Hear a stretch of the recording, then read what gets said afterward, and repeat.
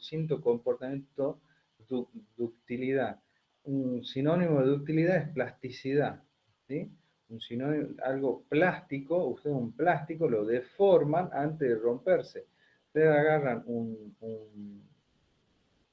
una bolsa plástica y la quieren romper, la empiezan a estirar, y antes de romperse, ¿qué pasa con esa bolsa plástica? Se deforma enormemente, se puede deformar. Bueno, eso es un material dúctil que se deforma mucho antes de llegar a la rotura. Depende de cada material cómo se deforma. El vidrio tendrá una deformación muy poca deformación antes y después sobreviene la rotura. El acero admite gran deformación y después se rompe. El hormigón admite cierto grado de deformación. Entonces, ¿por qué hablamos de cuasi frágil? Porque si bien es un material de característica frágil, hay una zona de ese comportamiento que presenta cierta ductilidad, un comportamiento típico del hormigón. Entonces ya más o menos sabemos cómo se deforma el material y hablemos en términos ahora de resistencia. A la compresión sabemos que es capaz de absorber grandes esfuerzos de compresión.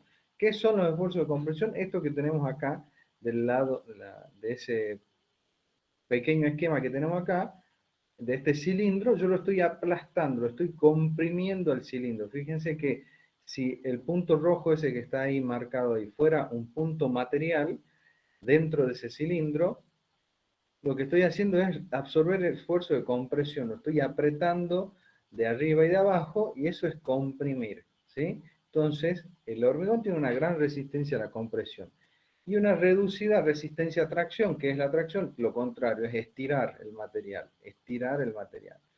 Entonces, ¿cuál va a ser el comportamiento dominante del hormigón? A la compresión. Muy baja la tracción, entonces, ¿qué va a pasar en una estructura donde tengo tensiones de tracción? Ustedes tienen, por ejemplo, una viga simplemente apoyada. No han cursado estabilidad todavía ustedes, ¿no? Estabilidad 1.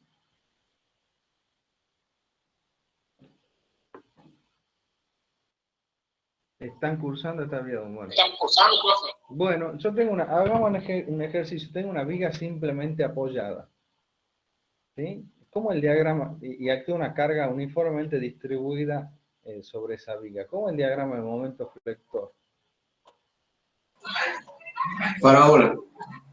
Bueno, una parábola con el momento mayor en el centro del tramo, Q por L cuadrado sobre 8, ¿sí? Ustedes en estabilidad 1 analizan las estructuras como cuerpos rígidos, no están considerando deformación, están determinando momento, corte normal, esfuerzo, momento torsor, etcétera, pero hacen el diagrama de cuerpo rígido, ¿sí? Ustedes plantean equilibrio de fuerza y hay y el sólido, en este caso, ese elemento que es una línea que ustedes hacen de punta a punta, que es una línea que representa una viga, consideran que no se deforma para hacer el análisis de lo que ustedes estudian en estabilidad 1. Ahora, esa viga se deforma. Imaginen ustedes cuando se deforma, imaginen que es una viga rectangular, de sección rectangular. A ver, voy a buscar.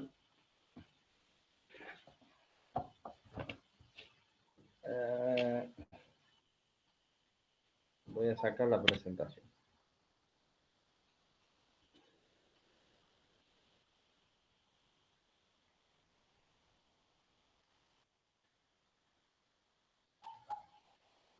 Imaginar que esta es la viga, ¿sí? Esta es la viga que ustedes lo están viendo ahí a mí, ¿verdad? Vamos a imaginar que esta es la viga que ustedes están analizando, ¿sí? Que tiene, digamos, tiene altura, un ancho, una longitud, una luz determinada, ¿sí? Bueno, cuando actúa la carga, que genera el momento flector, la viga se deforma de esta manera, ¿sí? Produciendo un pandeo, profe. No es un pandeo, es una solicitación en columnas, ¿sí? No es un pandeo. Se está deformando la viga, entonces se flexa en realidad, se flexa. El pandeo es una deformación lateral que sufren las columnas, dada la esbeltez, la geometría que tiene la columna. Entonces, a ver, vamos a algo más sencillo. No nos vayamos hasta hablar de pandeo, simplemente yo tengo una viga que se deforma de esta manera, ¿sí? Como la están viendo ahí en la pantalla. Bueno, esto para ustedes en estabilidad 1 es Q por L cuadrado sobre 8, el momento flector, y no pasa nada. Ahora bien, cuando ese elemento es de hormigón armado, ¿qué le está pasando? Yo lo voy a agarrar así, tratando de ver esto. ¿Qué le pasa a esta cara, la de arriba, comparada con la cara de acá abajo? ¿Qué diferencia hay? Traccionan y una se comprime en las fibras, Inge. Exactamente. La fibra, si la carga es de esta manera, yo estoy cargando acá arriba, las fibras de abajo se están traccionando y las fibras de arriba se están comprimiendo, ¿sí? Eso es muy sencillo de ver. Bueno, una columna pasa exactamente lo mismo, ustedes tienen una columna, el pandeo es una deformación lateral, es algo que ocurre en este sentido, y de igual manera, siempre hay una zona comprimida y una zona traccionada. Entonces, si yo estoy haciendo esta viga, que estoy esquematizando acá con este libro, si esta viga es de hormigón, la fibra de arriba, acá no tendría problema. Yo puedo poner hormigón acá porque sé que lo va a resistir, lo va a aguantar a la compresión. Pero ¿qué pasa con el esfuerzo de tracción que aparece acá abajo? Si hemos dicho que el hormigón absorbe muy poco a la tracción, ¿qué va a pasar? Se me va a romper por tracción. Entonces, en esa zona donde yo tengo esfuerzo de tracción, voy a colocar acero. Y ahí queda conformado lo que es el hormigón armado, ¿sí? Por eso se ponen los refuerzos que no, Inge. Por eso aparecen las barras de refuerzo, porque el hormigón no absorbe esos esfuerzos de tracción, los va a absorber el acero, ¿sí? Bueno, esa es la razón por la cual en nuestras estructuras aparecen esfuerzos de tracción y de compresión que solicitan a la estructura, entonces el material tiene que absorber eso. Como el hormigón tiene baja resistencia a la tracción, le vamos a poner acero para que sea quien resista esos esfuerzos. Y ahí tenemos un material combinado que es el hormigón armado, que es el que ustedes van a estudiar. Bueno, volvemos a la presentación.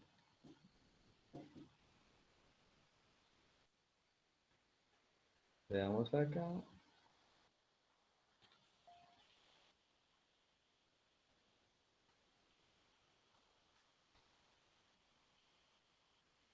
Seguimos bien. Eh, Ahí está.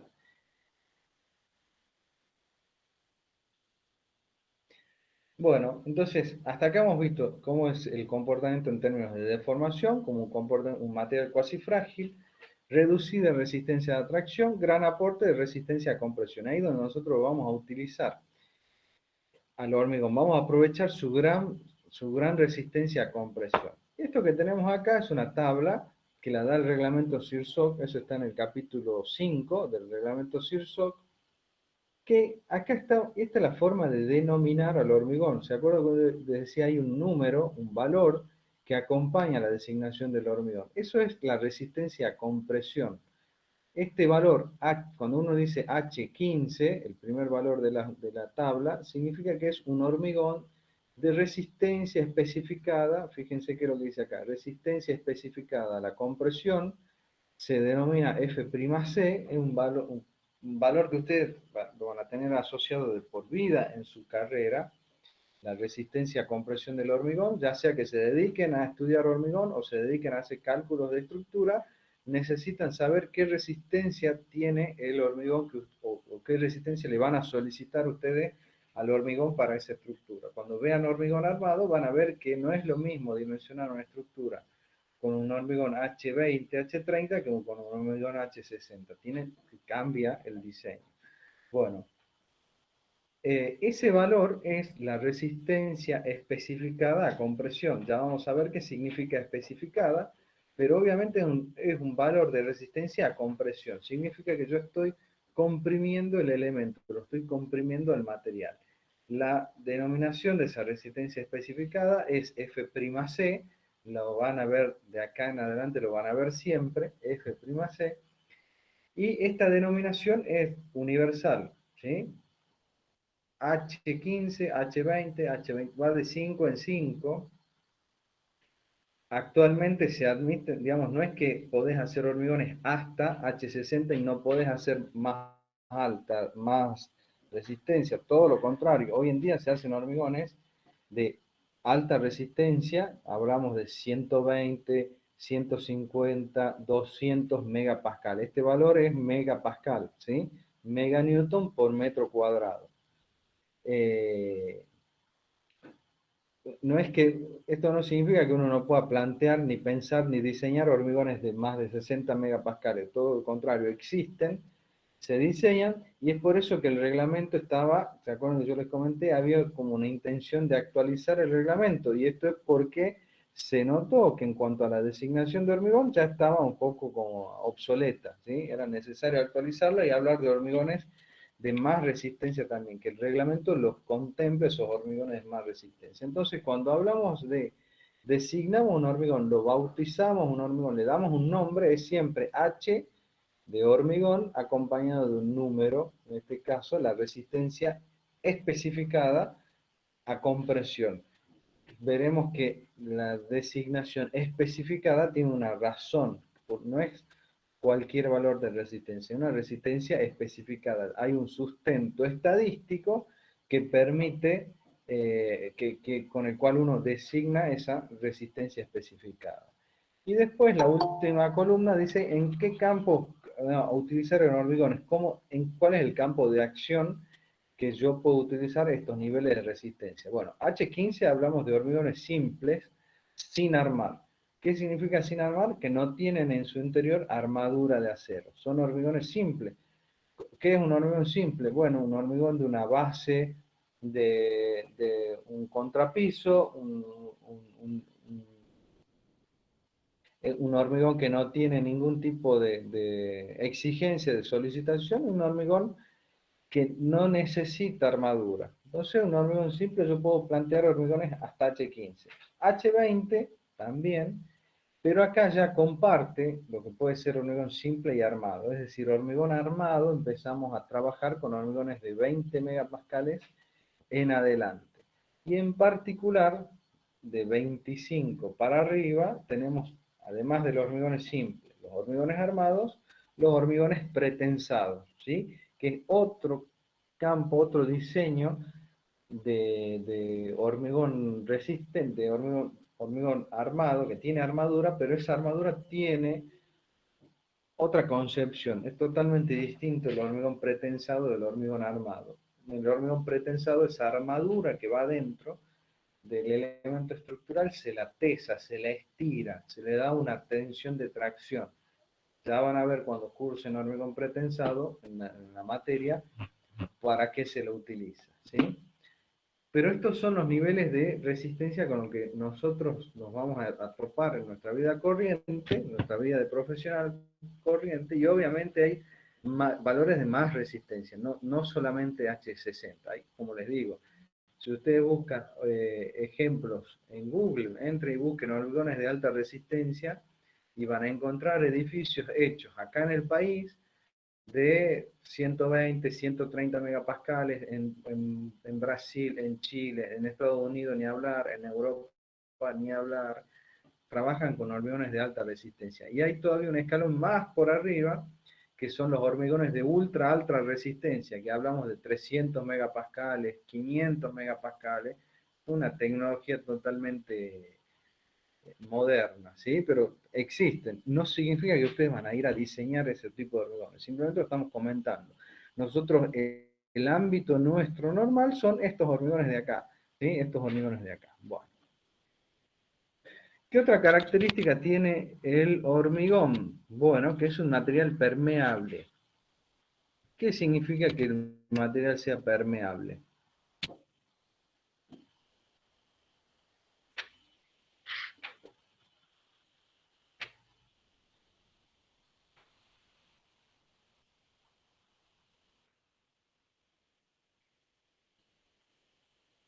Exactamente. El hormigón no es impermeable, no es una cosa que es capaz, puede atravesar a través de su masa, y también, en buena hora que has usado la palabra sustancias, porque puede entrar agua, puede entrar gases, puede entrar agua con ácido, agua con sales, y pueden atravesar la masa de hormigón.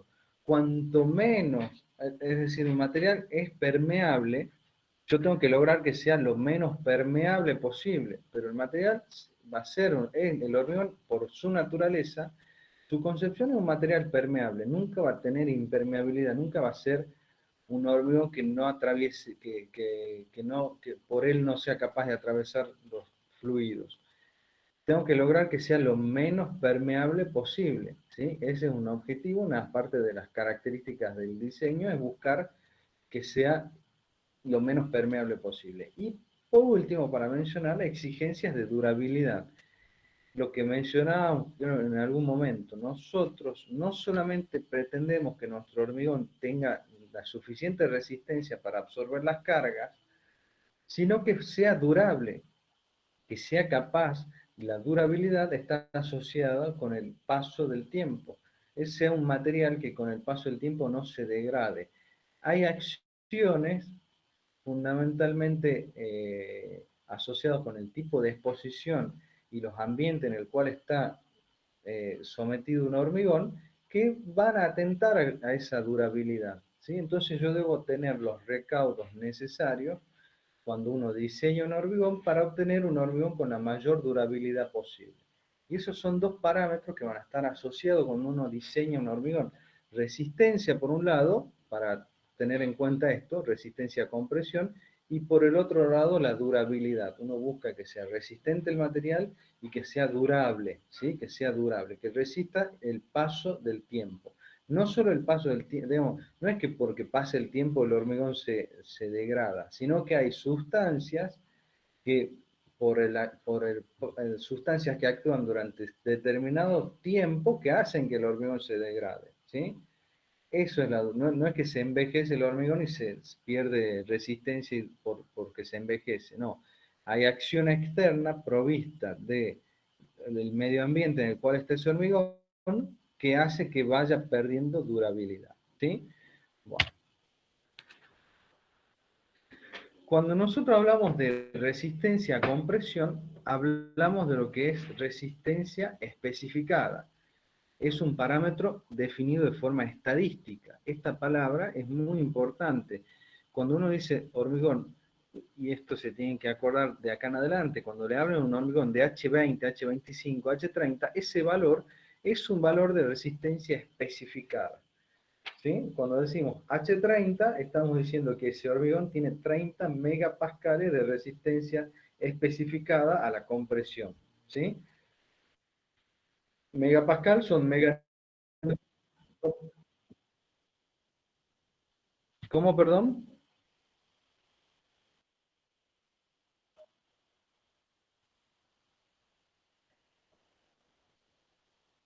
No está asociado con eso. El término especificado está asociado a un término, a un concepto estadístico, que ahora vamos a ver. Ustedes no han cursado estadística todavía, ¿no? Bueno, vamos a tratar de transmitirle el concepto con algunos... A ver, esto está fundado fuertemente en la estadística. Este es un concepto estadístico, ¿sí? Desde el punto de vista estadístico está definido. El hecho de que sea una resistencia, yo puedo hablar de resistencia especificada a la compresión, resistencia especificada a la tracción, resistencia especificada al corte, resistencia especificada a la torsión, ¿sí? No hace, el término especificada está asociado a un concepto estadístico que ahora vamos a tratar de ver. Bueno, ¿cómo lo trato de explicar a este tema? Si hubieran visto estadística, para nosotros sería mucho más sencillo. Bueno, no han visto estadística, tratemos de entender de qué hablamos. ¿Y qué significa el término resistencia especificada? Vamos a plantear un ejemplo, ¿sí? Un ejemplo, vamos a suponer que hay una materia que se dicta para una clase A que dictamos a la mañana y una clase B que dictamos a la tarde, ¿sí? Vamos a suponer eso. Vamos a suponer que es el mismo docente el que da las clases a la mañana en la clase A y a la tarde en la clase B, ¿sí? Y da exactamente la misma clase, da exactamente la misma clase, el mismo temario, la misma bibliografía, se toman los mismos, dura 2 horas la clase, el mismo tiempo, da exactamente la misma clase, ¿sí? Ahora bien, viene la hora de hacer la evaluación. Van y rinden un examen. Entonces, la clase A toma el examen, toma exactamente el mismo examen, el profesor corrige y dice, bueno, acá están las notas de los alumnos de la clase A, 6, 6, 6, 6, 6. ¿Sí? Ahora va, toma el examen en la clase B y las notas que obtienen son estas, 2, 10, 8, 4, 6. ¿Sí? ¿Se entiende el planteo de la situación? Sí, Inge. Bueno. Viene el director, viene el decano y habla con este docente y le dice, a ver, contame cuál de las dos clases es para vos es mejor. ¿Cuál de las dos clases es mejor? Entonces, ¿qué análisis harían ustedes para decir cuál de las dos clases tiene mejor nota? ¿Qué harían ustedes? Un promedio. Bueno, veamos el promedio. ¿Cuál es el promedio de la clase A? 6. Sí, ¿y el promedio de la clase B?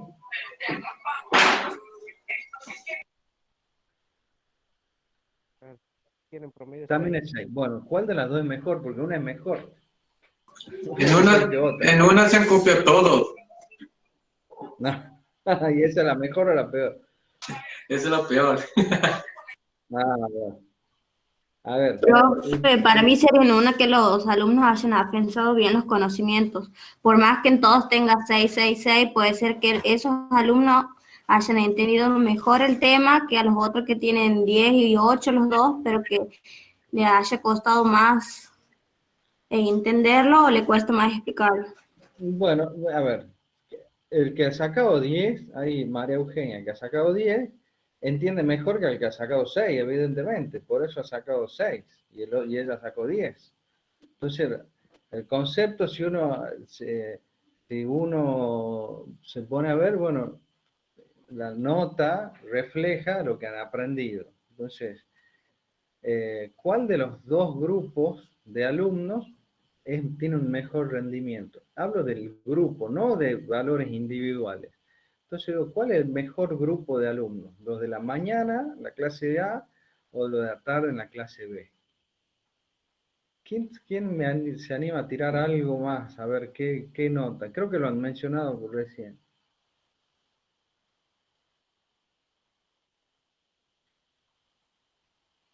Si uno pudiera describir el comportamiento de las notas obtenidas en una clase y en la otra, ¿qué podríamos decir?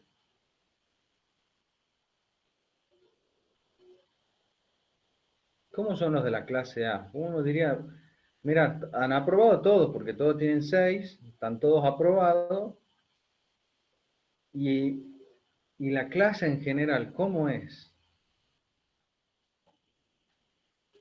Y tenemos que sacar, bueno, ver cuál es el valor promedio entre, entre las dos clases, Inge.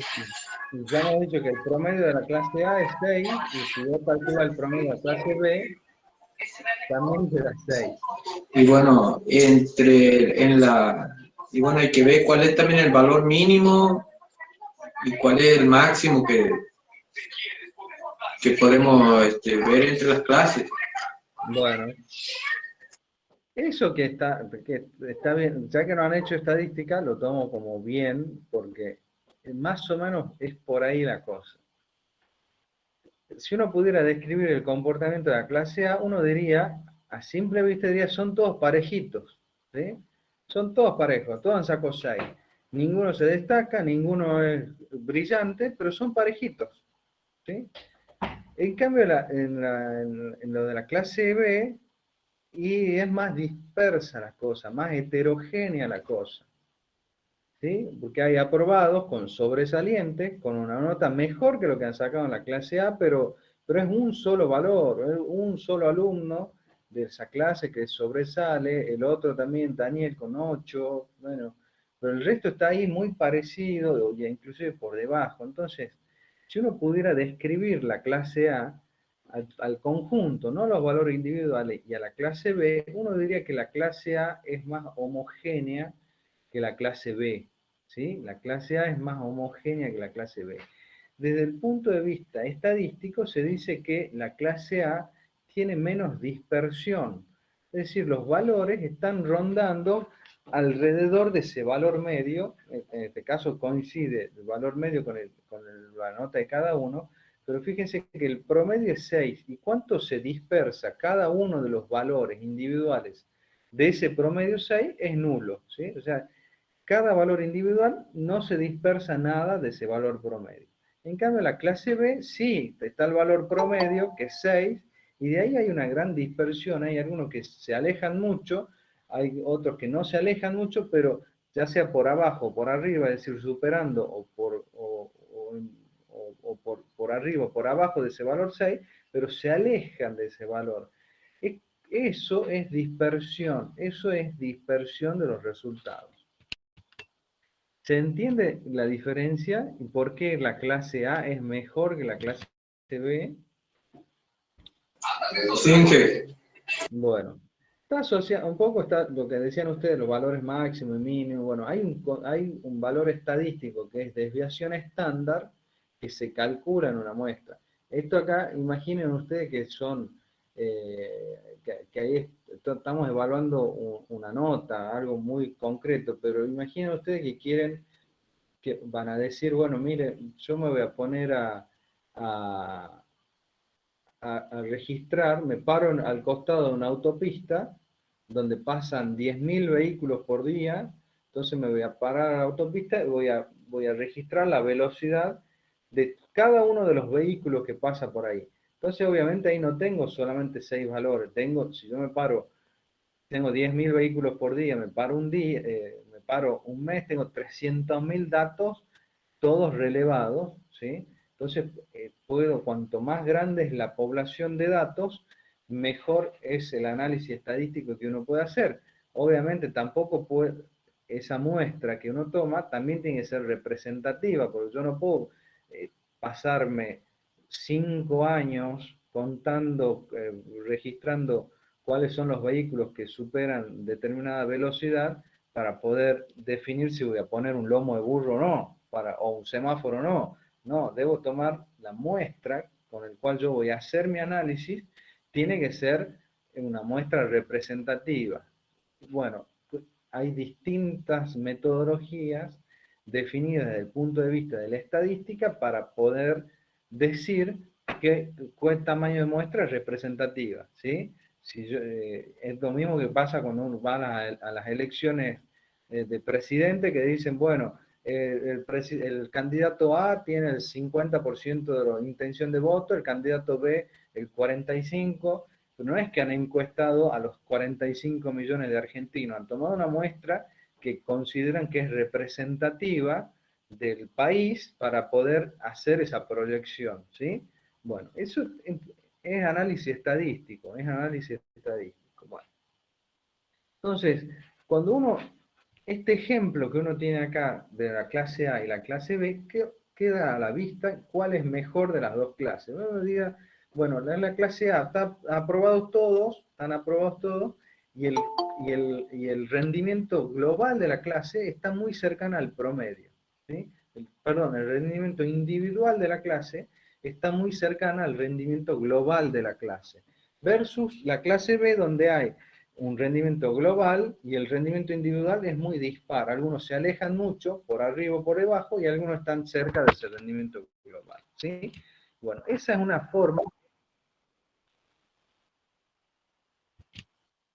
Sí, por supuesto, pero si esto es extensivo para cualquier concepto, como no es solo aprobado o desaprobado. Si uno dice, voy a registrar qué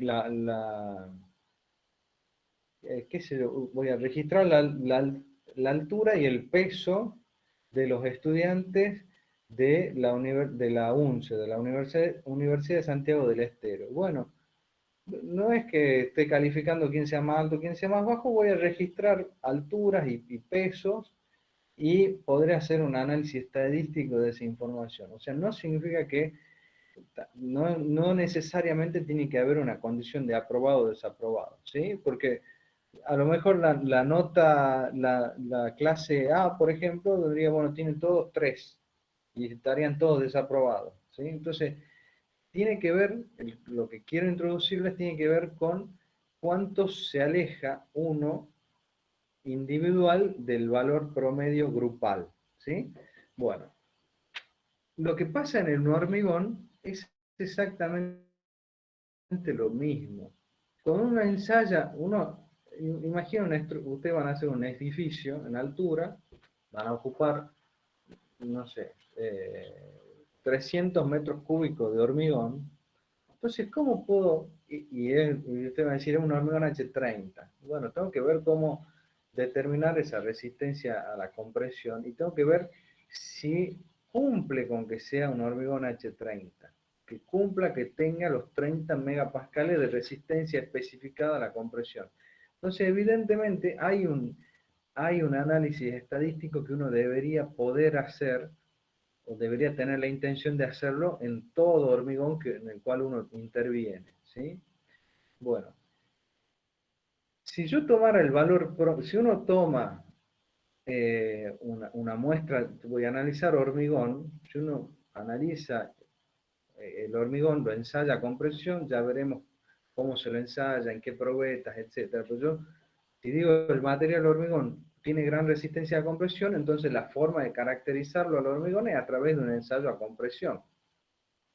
Entonces, si quiero ensayarlo a compresión y yo voy a registrar los valores, nunca cuando ustedes ensayen un material les va a dar exactamente igual, por más que sea del mismo hormigón. Si usted agarra un hormigón y saca una muestra, y sacan 2, 3, 5, 10 muestras, nunca las muestras le van a dar exactamente iguales, porque es un material heterogéneo, porque hay distintas variables en juego que hace que no sea un material. Nosotros cuando hacemos hormigón no hacemos tornillos, que son todos los tornillos exactamente iguales, ¿sí? Cada porcioncita de hormigón que uno manipula es distinta.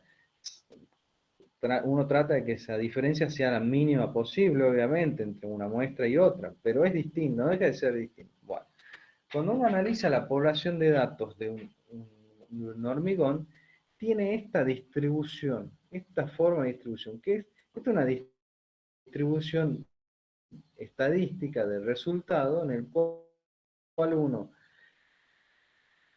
en el eje de las abscisas, está graficando el valor de resistencia y en el eje de las ordenadas registra las veces, la frecuencia se llama, con la que aparece ese valor, ¿sí? Eso que tenemos acá es una distribución estadística de la resistencia a compresión del hormigón, donde tenemos una distribución que se llama gaussiana, en honor a Charles Gauss, un matemático que trabajó con la distribución normal, una distribución normal que se le llama, que tiene esta forma, que es como una campana. Ustedes van a escuchar hablar de la campana de Gauss. Entonces, acá grafico, en las abscisas, grafico los valores de resistencia. Y en las ordenadas, grafico las veces que aparece un determinado valor. Entonces, este valor del pico de la campana es el valor que más veces apareció, que más veces se repitió. Y ese valor es coincidente con el valor promedio. Cuando usted agarra una muestra y sacan el valor promedio, significa que tengo valores por arriba y valores por abajo de esa distribución, ¿sí? De ese valor medio, tengo valores por arriba y valores por abajo. Es lo que pasa en la clase A. El promedio es 6 y tengo valores que lo superan y valores que están por debajo. Es como decir, este valor del pico es el 6 y hay valores individuales que están más grandes que el 6 y valores individuales más chicos que el 6. Bueno, esto tiene una correlación cuando uno analiza una gran población de datos, un número importante de datos. Pero en el hormigón y en muchas causas de la naturaleza tiene ese tipo de comportamiento, esa forma de distribución, donde lo que están midiendo ahí es la probabilidad de ocurrencia, ¿sí? Es probabilidad. Es decir, yo me paro en este valor medio, ¿sí? Este valor medio, tengo la probabilidad, fíjense que si uno considera como que el área bajo la curva, ¿sí?, es el 100%, porque están todos los datos, el área bajo la curva es el 100%, si yo me paro en el valor medio, tengo una probabilidad de que haya un 50% mayor que ese valor medio y una probabilidad de que haya un 50% menor que el de valor promedio. ¿Sí? Yo me paro acá y tengo para un lado el 50% por debajo y por el otro lado el 50% por arriba. ¿Sí? Bueno, ¿me van entendiendo hasta ahí o chino básico? Sí, Bueno,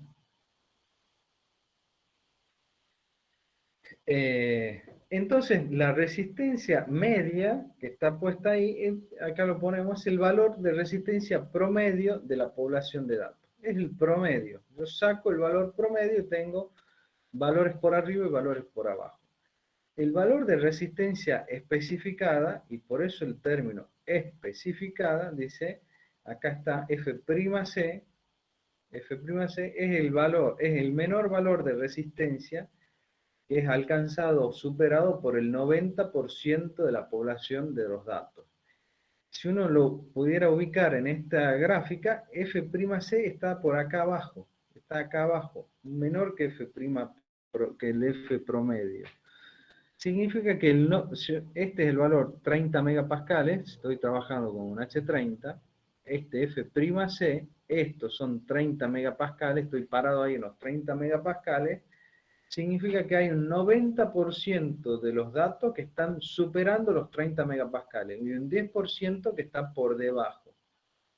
Por eso se habla de resistencia especificada, porque está especificada para un 10%, para un percentil que se llama del 10%. Solamente un 10% voy a admitir que esté por debajo y el 90% tiene que estar por arriba. ¿Sí?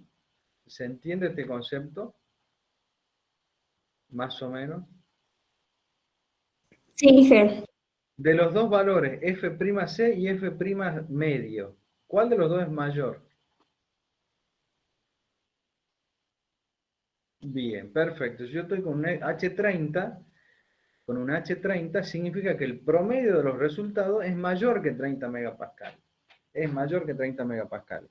¿De qué va a depender que sea más, la diferencia sea mayor o menor? Va a depender de la forma de esta campana, que tiene en cuenta la dispersión. Cuanto yo tenga una campana más dispersa, es una campana mucho más achatada, ¿sí? Cuanto uno más preciso es a la hora de tener los resultados y la dispersión es cada vez menor, la campana tiende a pararse, a ser cada vez más paradita. Entonces se acerca la resistencia media a la resistencia especificada. Eso pasa en este caso en particular para el hormigón y para cualquier análisis que uno haga de esta distribución gaussiana. ¿Sí? ¿Se entiende hasta ahí? sí, jefe. Bien.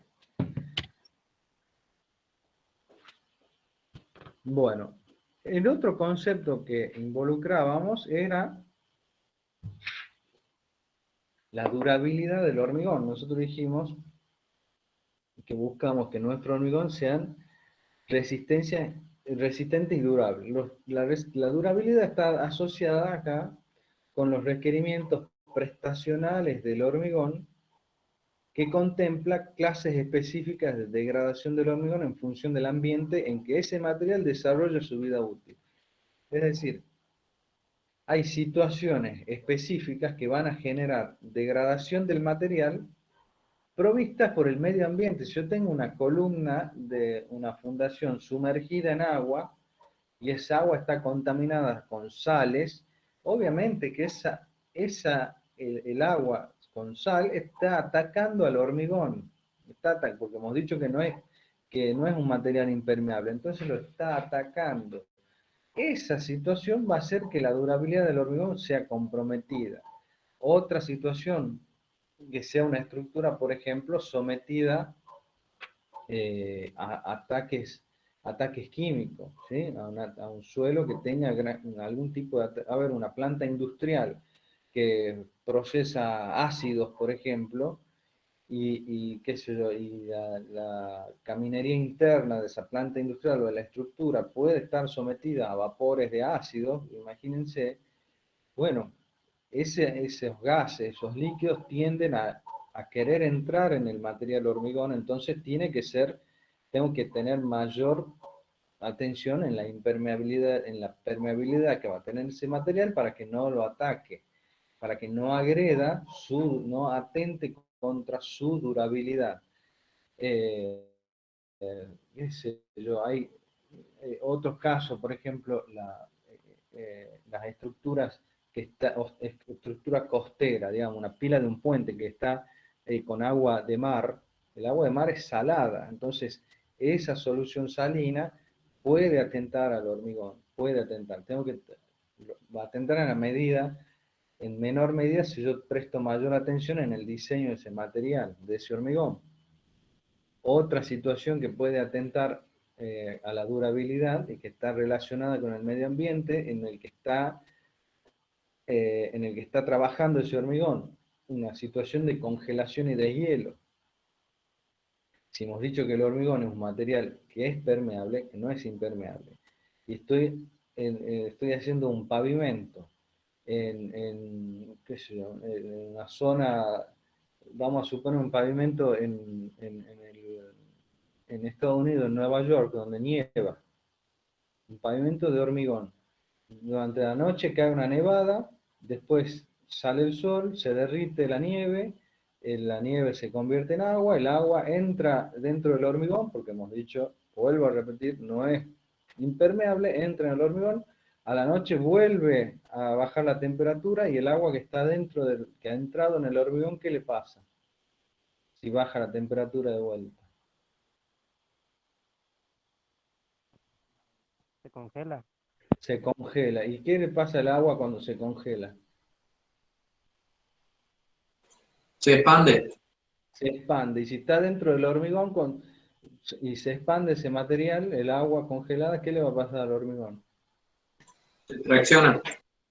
Bueno, va a empezar un proceso que se va a empezar a degradar, porque esas tensiones de tracción que son importantes, voy a decir, no, no es para tanto. Bueno, primero el ciclo de congelación y de hielo es un ciclo que va degradando cada vez más la estructura, porque eh, vamos al mismo ejemplo, es un pavimento, cae nieve. Durante el día sale un poquito el sol, la nieve se transforma en líquido, entra en los poros del material, a la noche vuelve a bajar la temperatura, se congela, se expande y genera pequeñas fisuras, ¿sí? Cuando ese ciclo se repite un día, 2 días, 3 días, a lo largo del tiempo, cada vez que se congela, se deshiela, se vuelve a congelar, se deshiela, va degradando cada vez más porque las fisuras van creciendo, ¿sí? Entonces es un ciclo que va degradando en el tiempo, a medida que va pasando el tiempo. Bueno, todas esas consideraciones tenemos que tener en cuenta para diseñar el hormigón desde el punto de vista de su durabilidad.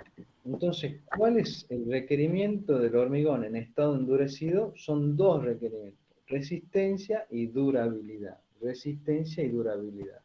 Esto, la resistencia, lo va a pedir la persona que calcule la estructura.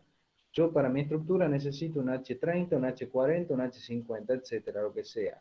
Y ustedes, cuando diseñen el material, tendrán que tener en cuenta qué es lo que pasa, qué le puede pasar a ese material que puede atentar a la durabilidad. Entonces, la dosificación, el diseño del hormigón y la dosificación de ese hormigón va a estar íntimamente asociado con estos dos conceptos, resistencia y durabilidad, porque tengo que buscar que el material sea capaz de resistir las cargas y tengo que buscar que sea capaz de durar en el tiempo, durante su vida útil. ¿Sí? ¿Preguntas?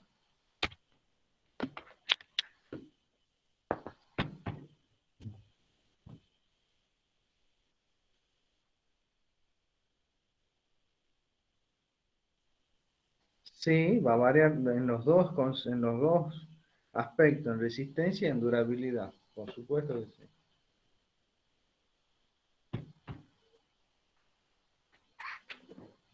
¿Me aguardan un segundo, por favor? Hago 2 minutos de corto, un segundito. Inge, Sí, la bolsa de cemento, por ejemplo, la de Loma Negra, dice CP30. ¿Esto también hace referencia a la resistencia del cemento? claro, sí, CP y tiene que haber otra letra también. CPC, CPF. Esa es la resistencia del cemento, que es lo que hemos visto cuando estudiábamos la norma 50.000. ¿Se acuerdan que hemos visto? Hay 3 clases de cemento, CP30, 40 y 50. No es la resistencia del hormigón, ¿sí? No es la resistencia del hormigón, eso era la resistencia del cemento, del material cemento. Pero eso a lo que iba a preguntar, no es lo mismo que con este cemento hacemos un hormigón H30. No significa que vos para hacer un H30 tenés que usar un CP30 y para hacer un H40 un CP40 y un 50 CP50. No. Ese es un valor característico del cemento, que lo identifica el cemento. Vos con tu cemento, podés hacer un H30, un H15, un H50. Obviamente, si más alta la resistencia del cemento, puedo obtener más resistencias en el hormigón, porque es más reactivo, porque es más fino, etcétera, ¿sí? Pero yo para hacer un H30 puedo usar un CP30, 40 o un 50, ¿sí? ¿Se entiende la diferencia? Sí, sí, bien, gracias. Bien, bueno. ¿Cómo es la estructura de ese hormigón? Nosotros hemos hablado de los materiales componentes del hormigón, agregado, cemento, agua, y cuando uno lo ve al hormigón endurecido, cuando uno ve esta foto, es decir, este es un hormigón endurecido, ¿qué es lo que ve en medio? ¿Qué es lo que ve adentro? Bueno, agregados, agregados gruesos, agregados finos, y después la matriz. ¿Qué es la matriz? Es el mortero, el mortero de ese hormigón, es el cemento, el agua y parte del agregado fino, ¿sí? Y entre los agregados y la matriz hay una interfase, es lo que se llama la interfase, una transición entre el mortero y el agregado grueso, ¿sí? Esa matriz del hormigón es lo que a nosotros nos interesa, que sea lo más resistente posible, porque los agregados son más resistentes que el hormigón.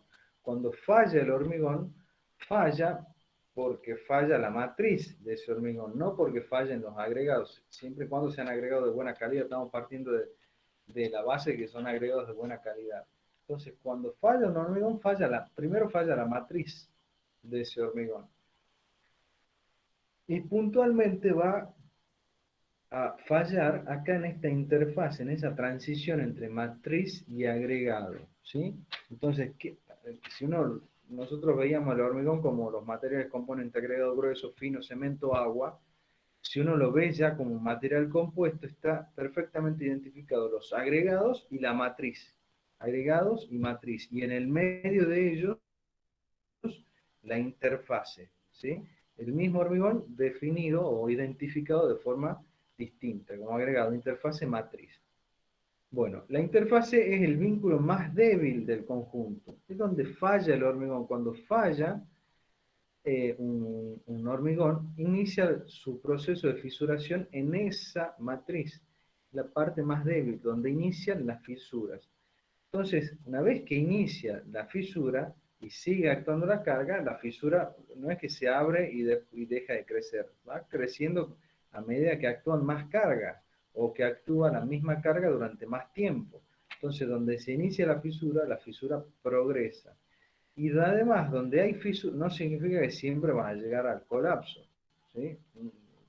Usted tiene una estructura de hormigón, se puede fisurar, pero no significa que llegue al colapso. ¿Cuál es el riesgo? De que por esa fisura hay una puerta de entrada de los agentes externos.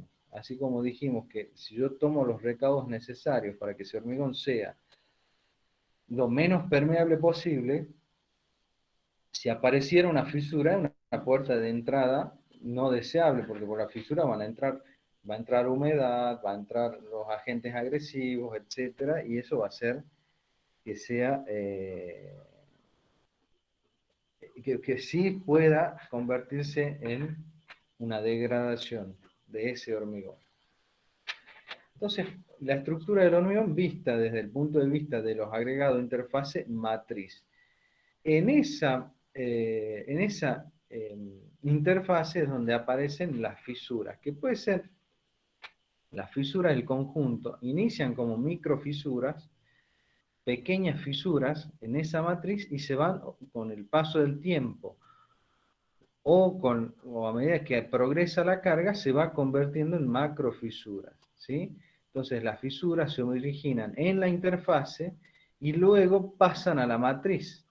Entonces cuando falla un hormigón falla porque se inicia en la interfase de la fisuración, progresa hacia la matriz y después va rodeando la estructura del agregado. Es muy difícil que, y no es deseable, que la falla se produzca por una falla del agregado, ¿sí?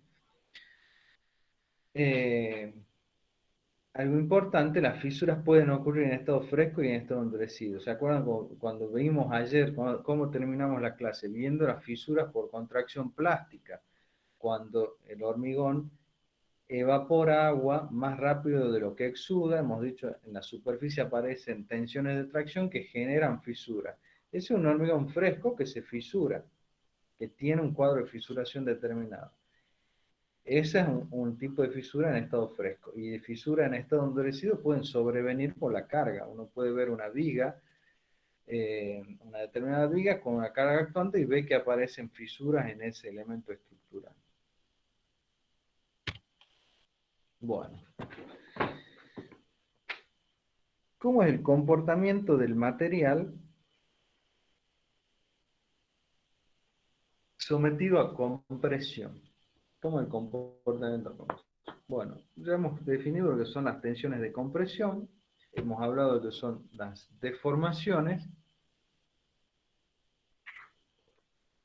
Si uno tiene acá, este es un elemento cilíndrico sometido a compresión, uno podría medir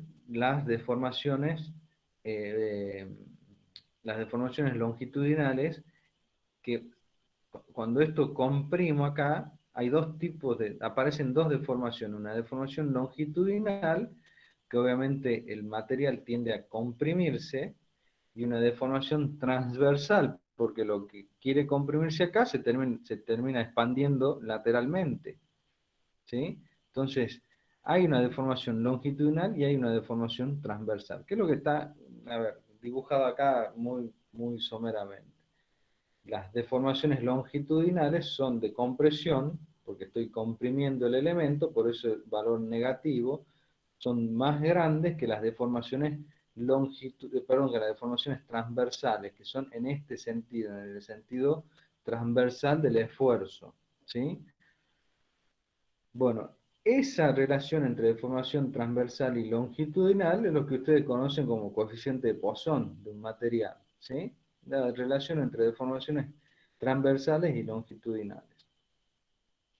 Y lo que tenemos acá es cómo se produce la fisuración del hormigón a medida que va creciendo una determinada carga.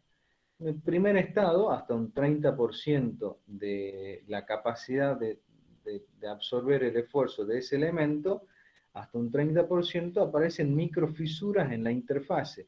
Si estos son los agregados gruesos, hemos dicho la interfase es valga la redundancia, la interfase, la transición entre el agregado grueso y la matriz. Entonces ahí es donde aparecen las primeras fisuras. Son microfisuras que van a progresar en el tiempo, van a crecer, ¿sí? Entonces hasta un 50% esas fisuras que han aparecido en esa interfase empiezan a crecer.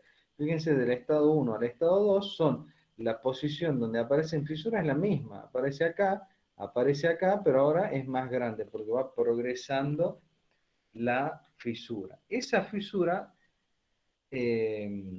una vez que atraviesa la interfase, va a entrar en la matriz del hormigón, que hemos dicho es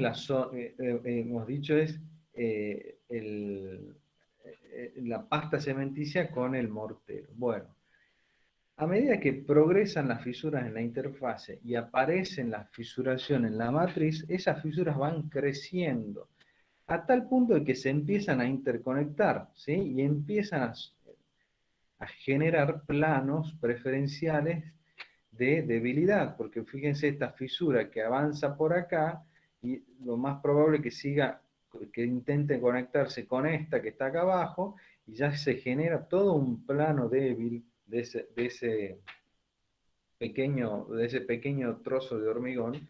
Entonces, a medida que pasa el tiempo, no el tiempo, perdón, que va progresando la carga, va aumentando la carga, las fisuras se van interconectando y van generando planos preferenciales de rotura. Y termina cediendo, el colapso, el material termina cediendo en algún plano determinado que se hayan vinculado todas, la mayor cantidad de fisuras posible y el material ya no resiste, no es capaz de resistir ese esfuerzo y termina llegando al colapso, ¿sí? Termina llegando al colapso. Pero fíjense que este dibujo de las fisuras, las líneas rojas, siempre están rodeando los agregados, nunca cortan un agregado con otro, nunca cortan un agregado. ¿Por qué? Porque la piedra tiene que ser de mucha resistencia, ¿sí?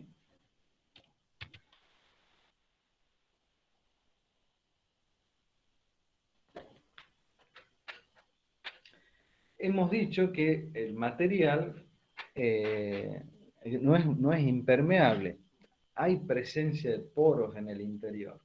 Entonces, ¿de qué va a ser función la resistencia a compresión del hormigón?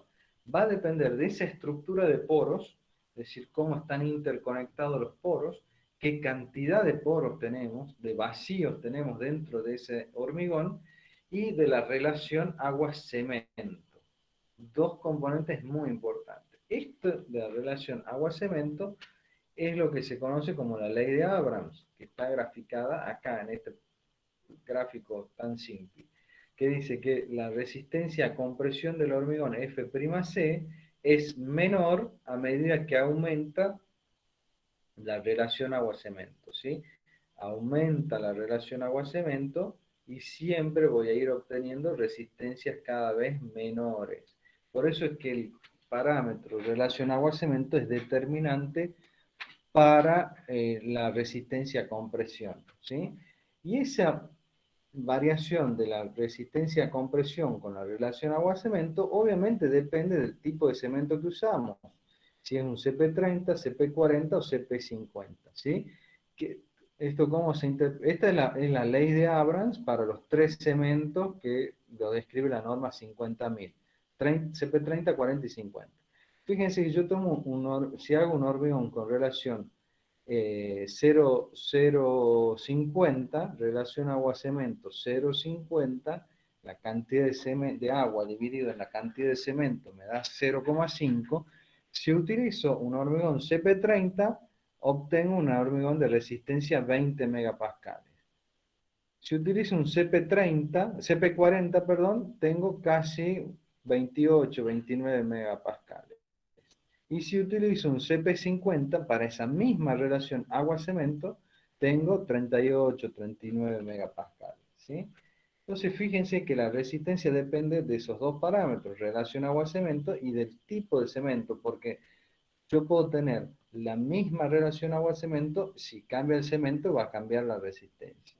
Y a su vez, si uno no analiza al revés, en horizontal, yo digo, bueno, quiero tener 30 megapascales de resistencia. Y bueno, si utilizas un CP30, vas a usar una relación 0,4. Si te vas a un CP40, vas a usar una relación 0,5 prácticamente. Y si te vas a un CP50, vas a usar una relación 0,61, 0,62, ¿sí? O sea, fíjense que me va a cambiar la relación agua-cemento para un mismo valor de resistencia si cambia el tipo de cemento, o al revés, cambia la resistencia para un mismo valor de relación agua-cemento si cambia el tipo de cemento, ¿sí? ¿Se entiende el concepto este? Sí, Inge. Bueno,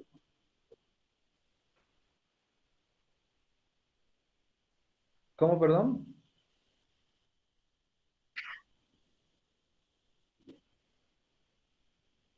Sí. No, no es que más eficiente o no, vos eso vas a determinar en función del hormigón que vos estés necesitando. Si vos tenés que hacer un H20, y bueno, con un CP30 tengo una relación 0,6. 0,50, sí, 0, H20, perdón, con un CP30 es un 0,50 aproximadamente. Vos decís, yo tengo, ¿qué resistencia necesito en mi hormigón? ¿Qué tipo de cemento tengo? Esta curva uno la debería tener como información y en función de eso definir la relación agua-cemento. Es así como se trabaja, digamos. No, no es que siempre, no es que siempre vas a usar relación 0,3, ¿no? Vos tenés que usar la relación agua-cemento que te permita llegar a la resistencia que vos necesitas, nada más. ¿Sí?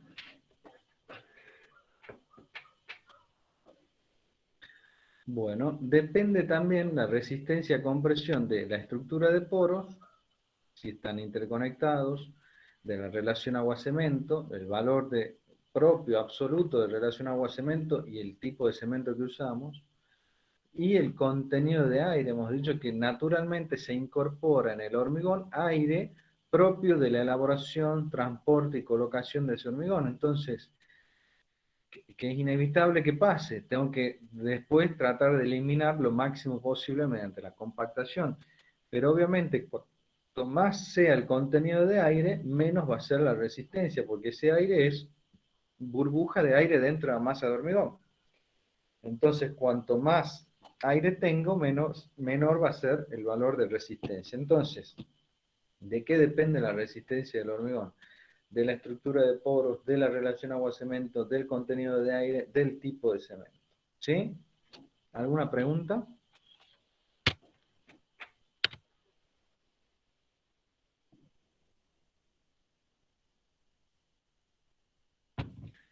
Se lo vibra al hormigón, se lo tiene que vibrar al hormigón para eliminar los vacíos que se generan por el proceso de elaboración del hormigón. ¿Sí? O sea, es una masa que está, mientras se está mezclando, está en movimiento, y vos lo colocas y lo acomodas al hormigón dentro del encofrado, todo, y tenés que eliminar los vacíos que se generan. Es como cuando, ¿vieron los pasteleros cuando hacen una torta?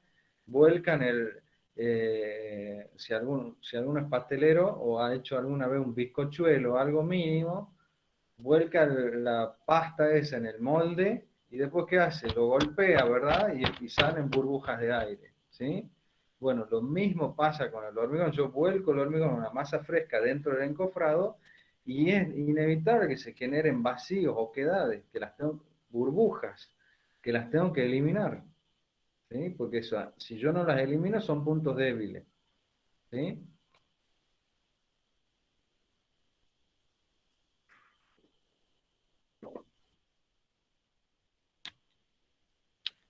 Ese proceso por el cual uno elimina ese aire se llama compactación. ¿Sí? Que hay distintos métodos de compactación. Uno más enérgico que otro. Cuanto más seco es el hormigón, más energía de compactación necesita tu hormigón. ¿Sí? Si un hormigón muy fluido, la energía necesaria para la compactación es mucho más reducida que si vos tenés un hormigón seco. Vos para eliminar los vacíos de ese hormigón necesitas mucha energía de vibrado. ¿Sí?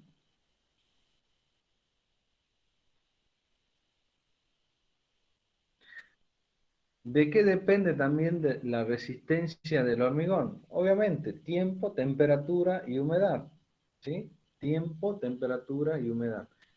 Las,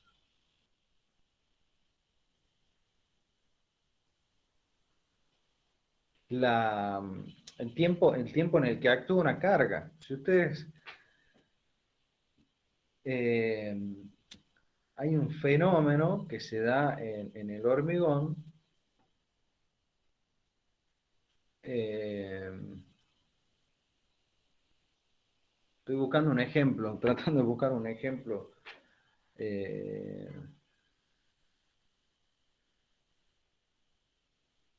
A ver, me imagino, a ver, alguna vez alguien habrá hecho una soga para tener ropa, ¿sí? Me imagino, o habrá visto, ha hecho ¿qué ha hecho? Bueno, ha puesto un clavito en una pared, en otra pared, ha puesto un alambre y lo ha tensado hasta donde podía tensarlo y lo ciñe, ¿sí? Y cuelga ropa y ropa mojada, un día, 2 días, 3 días. A medida que pasa el tiempo, si algunos se habrá dado cuenta, ese cable que ha tensado en un momento empieza cada vez a tener menos tensión, empieza a caer.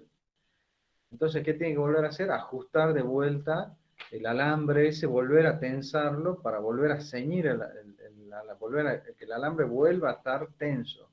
¿Sí? O pasa con las cuerdas de una guitarra. Ustedes agarran una guitarra, la afinan, pasan 6 meses, van a querer tocar la guitarra y esa guitarra se ha desafinado. ¿Por qué? Si nadie la tocó. ¿Por qué se ha desafinado? Bueno, porque se van relajando. Esa tensión que vos les has dado a las cuerdas se han relajado con el paso del tiempo. Una raqueta de tenis, vos tensás la raqueta de tenis para jugar, y si después de un año no volvés a usarla, la fuerza con la que hace de tensión que tiene la raqueta es mucho menor, porque se han relajado los elementos que vos has traccionado, ¿sí? Bueno, creo que el ejemplo más feliz es el de la guitarra, pero eso es lo que pasa. Bueno, con el hormigón pasa lo mismo. Si usted actúa una carga permanente sobre un elemento, el hormigón tiende a tener una deformación con el paso del tiempo.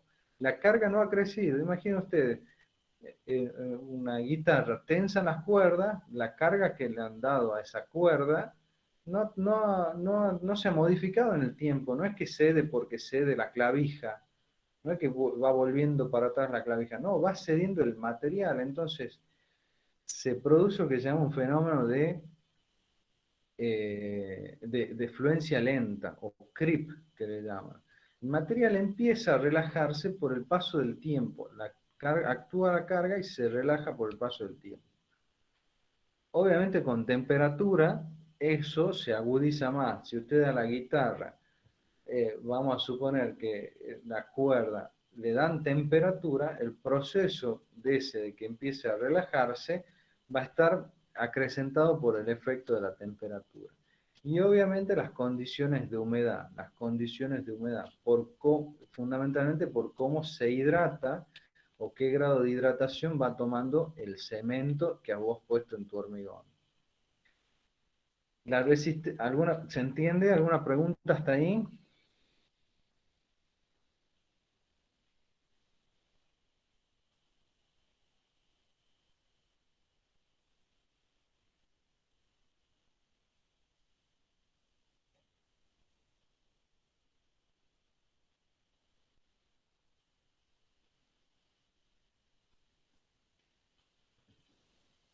A ver, vamos a un ejemplo, planteemos un ejemplo, para que te des cuenta de lo que me estás diciendo.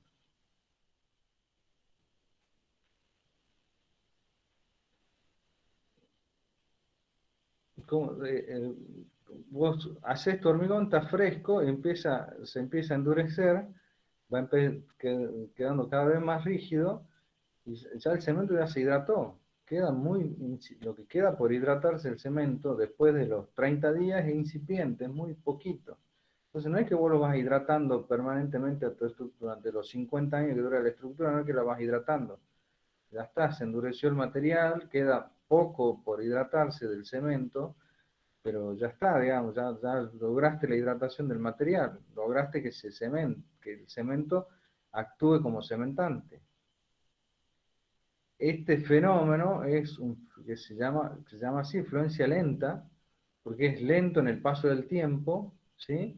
Y es simplemente porque actúa la carga, una carga permanente que está actuando en esa estructura. Y cada vez va relajándose más el material y van generando más deformaciones, nada más. No sé si se me logra entender. Sí, Inge. ¿Sí?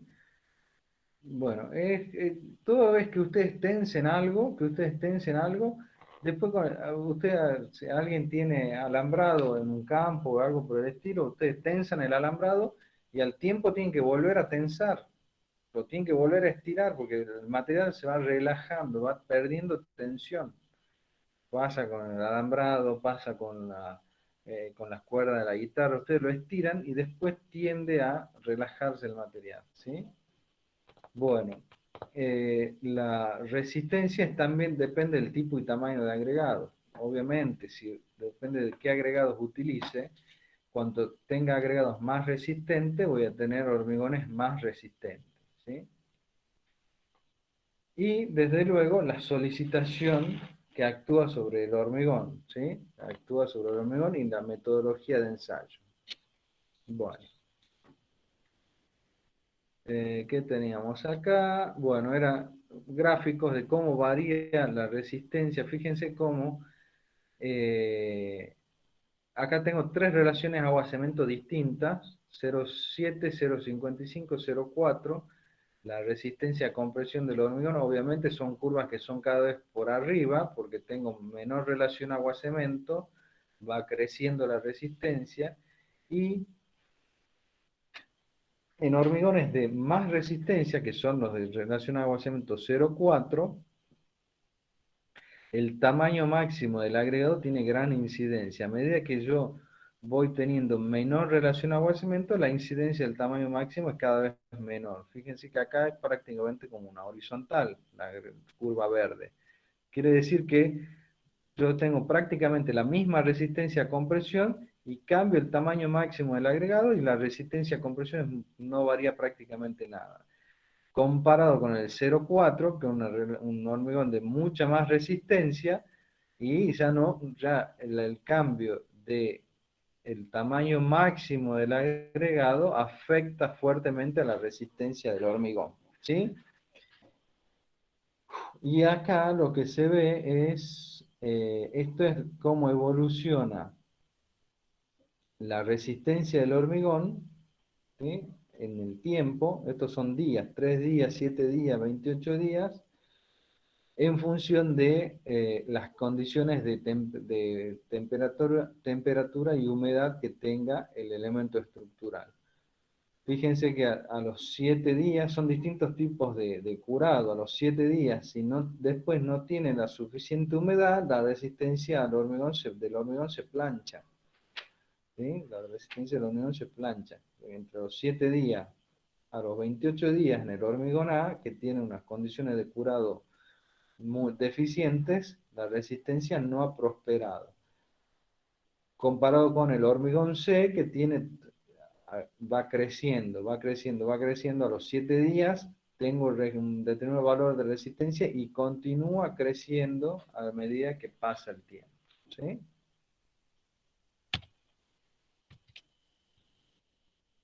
Bueno.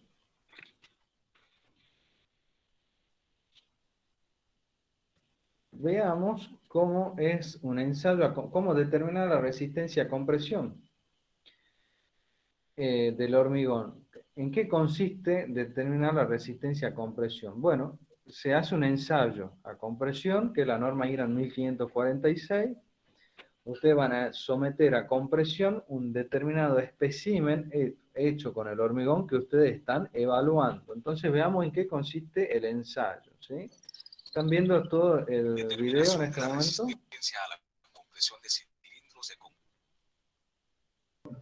Sí, Inge. Bueno.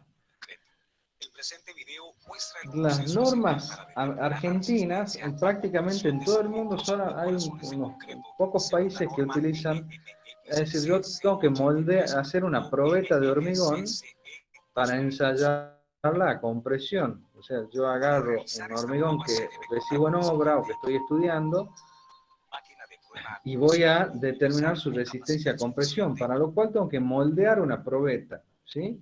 Que nuestra norma argentina, y prácticamente la gran mayoría de las normas, utiliza probetas cilíndricas que tienen 15 centímetros de diámetro y 30 centímetros de altura. Una relación de esbeltez 1 en 2.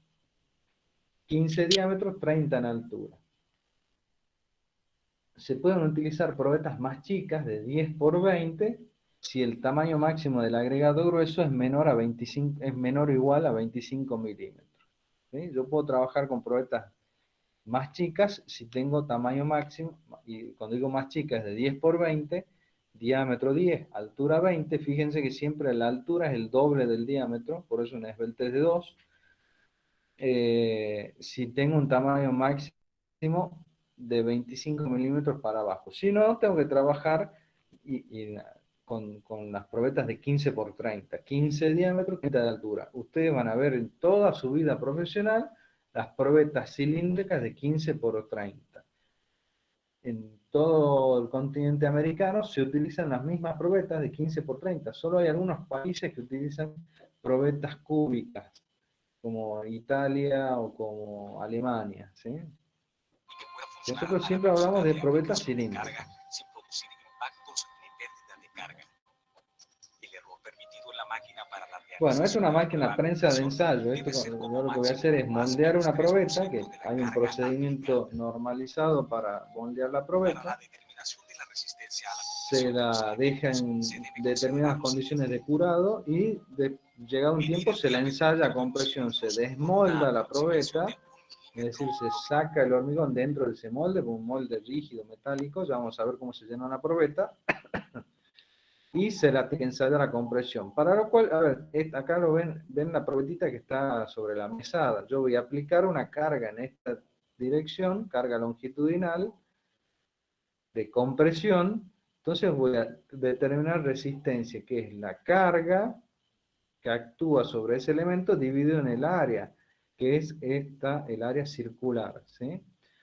¿Por qué usamos probetas de esbeltez 2? Porque se considera, fíjense cuando, ya vamos a ver en el ensayo, pero considero que en el tercio central tengo compresión pura. Ahora vemos un poquito más, ya charlamos.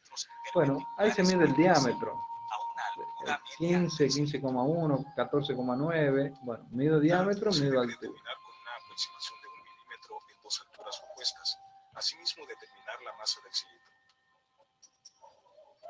Antes del ensayo, los cilindros deben estar cabeceados y en estado... Bueno, ¿qué es lo que hace ahí? Se encabeza la probeta. ¿Qué significa encabezar? Significa generar una superficie lo suficientemente lisa, porque cuando ustedes aprieten acá la probeta, como dijimos recién, la probeta esa la voy a comprimir, entonces longitudinalmente va a tender a acortarse y transversalmente va a tender a expandirse la probeta, ¿sí? Entonces, como tiende a expandirse, en la cara, en el contacto entre la probeta y la placa que actúa, que aplica la carga, se genera fricción, se genera roce. Bueno, lo que busca este encabezado, que se hace un encabezado de azufre con grafito, azufre se lo funde al azufre y se le incorpora grafito y a veces arena fina, se genera como una pasta, se aplica sobre la probeta para que quede lo suficientemente lisa, ¿sí? Ese es encabezado. Actualmente se utiliza encabezados de neopreno, son gomas, discos de neopreno que tienen ciertas características, que es mucho más fácil y menos tóxico. El encabezado con azufre hoy por hoy es considerado tóxico por los vapores de azufre que se generan, que son perjudiciales para los seres vivos. Bueno, fíjense que del moldeo de probeta que yo hice, tengo acá esto, el encabezado, ¿sí? Ya vamos a ver cómo se encabeza la probeta. Y esta es la prensa que va a aplicar la carga. Este es un cilindro que pasa aceite generando una determinada presión, compresión sobre la probeta, y se traduce, se transforma esa presión del aceite en una carga, una determinada carga. Dividido en el área de la probeta tengo la tensión de compresión, ¿sí? La carga se debe aplicar con una velocidad uniforme y continua, sin impactos ni pérdida de carga, dentro de intervalos de 84 bueno, a todo eso lo 210 dice la norma, kilogramos cómo fuerza. tiene que ensayar, centímetro cuadrado yo voy a aplicar carga para hasta el caso llegar a de la cilindros de rotura. 15 Cuando esto centímetros se de diámetro rompa, nominal. ya no admite Esto más carga, significa que se debe entonces aplicar tengo, entre 15 esa y es mi carga 37 última. toneladas Con por esa minuto. carga se Por rompe lo la tanto, probeta. el ensayo debe durar entre 1,5 y 2,5 minutos. Ahí fíjense cómo se rompió. Se ¿sí? permite una velocidad mayor durante la aplicación de la primera mitad de la Bueno, velocidad de aplicación en la servicio.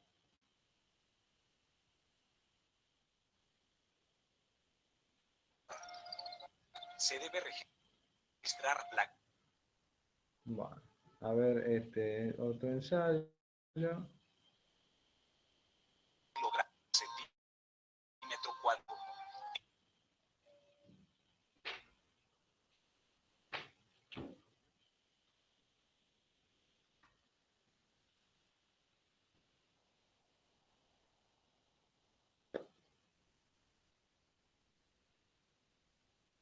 Está lento ahora. Vamos a ver ahí cómo.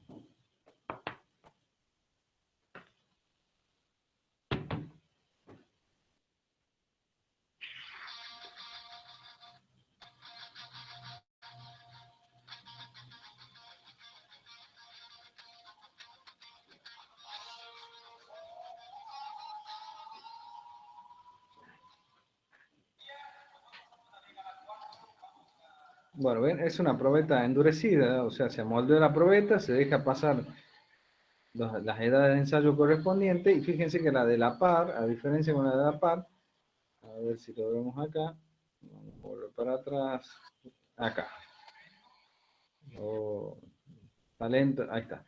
Esta es la probeta que uno desmolda, y acá está encabezada, tiene esa capa de azufre, que ya vamos a ver cómo se la coloca, para encabezarla a la probeta. Esta es la probeta tal cual ha salido de una vez de que se ha hecho el desmolde, y acá encabezada.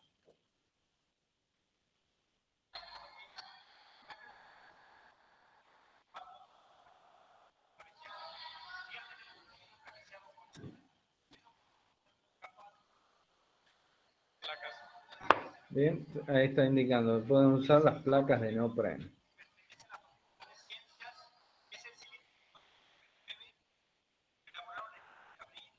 Esas cosas muy común cuando uno agarra una probeta de hormigón, y se indica la fecha de elaboración, qué tipo de hormigón es, qué fecha de ensayo. Como le decía, normalmente se ensaya 7 días y 28 días. 7 días porque ya tenemos entre un 60 y un 70% de la resistencia de los 28 días, entonces ya me va dando un indicio de cuál es el valor que puede llegar a tener ese hormigón. Y los 28 días, que es la casi prácticamente el 95 o 98% de la resistencia máxima esperada de ese hormigón. Entonces ahora se somete a compresión, como les decía, acá entre el contacto entre la probeta y la placa que aplica la carga hay fricción. Entonces para minimizar esa fricción se utiliza ese asiento de azufre, ese encabezado de azufre, o lo más moderno hoy en día son las placas de neopreno. Bueno, ahí se le ensayó y la probeta rompió, registro yo en qué valor se rompe la probeta. Dividido en el área de la sección transversal, tengo la tensión de compresión. Decía yo que es una esbeltez de 2. Vamos a ver acá en el video, ahí.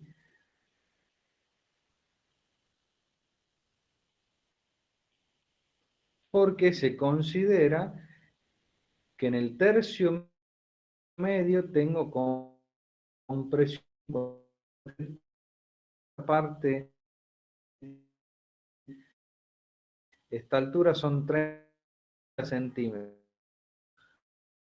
Los 10 centímetros cercanos a la placa de apoyo están alterados por la fricción que hay entre la placa y la probeta. Entonces la compresión en esos 10 centímetros de acá de abajo y de acá arriba no es compresión pura.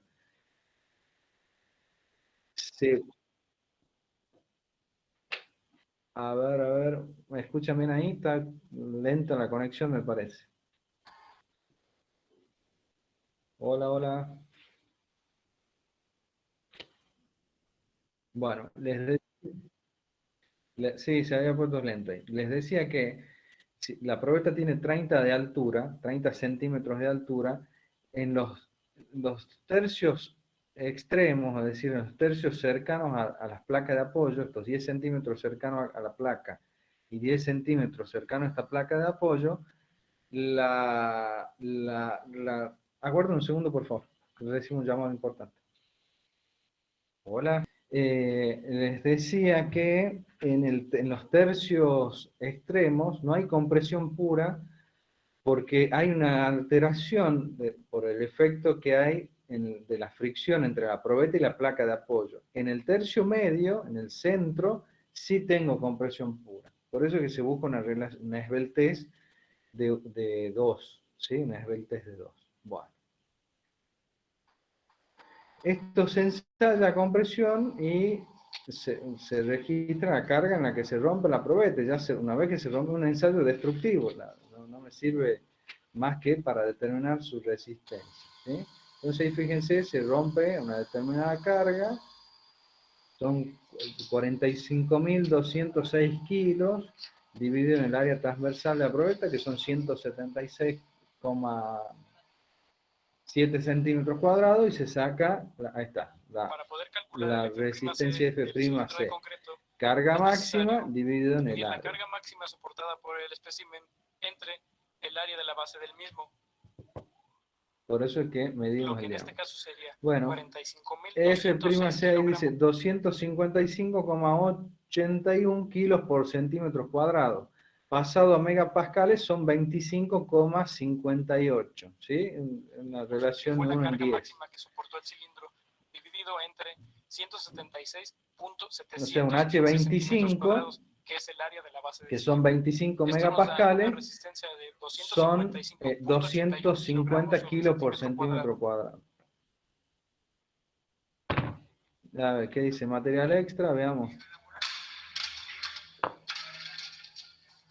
No, bueno. Y acá creo que acá están haciendo un encabezado.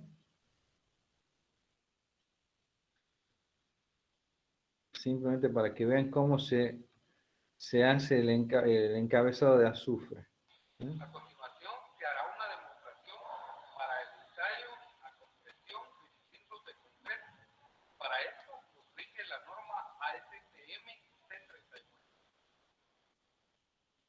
Bueno, las probetas las saca de agua, en realidad las tenés que sacar el día anterior que vas a ensayar, porque ese curado que está en pileta es el curado normalizado, a una determinada temperatura de 20 grados y a una humedad relativa mayor al 95%. Entonces, como está en agua, está en un ambiente saturado, tengo el 100%, si respeto la temperatura, tengo un curado normalizado. Siempre vos tenés que sacar el día anterior que vas a ensayar para que escurra el agua, ¿sí? Es lo recomendable. Entonces sacan la probeta, que está perfectamente identificada con un número, que significa una determinada obra, un determinado hormigón, un determinado número de mixer. Siempre se identifica qué estoy ensayando, ¿sí?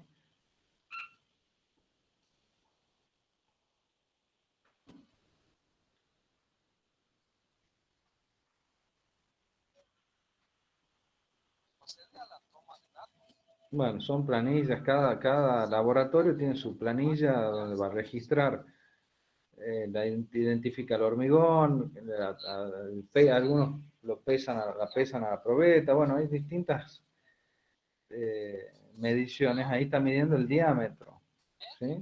Entonces mide el diámetro, que puede ser 15 centímetros, 15,1, 15, 14,9, depende de la calidad del molde, el diámetro que van a registrar.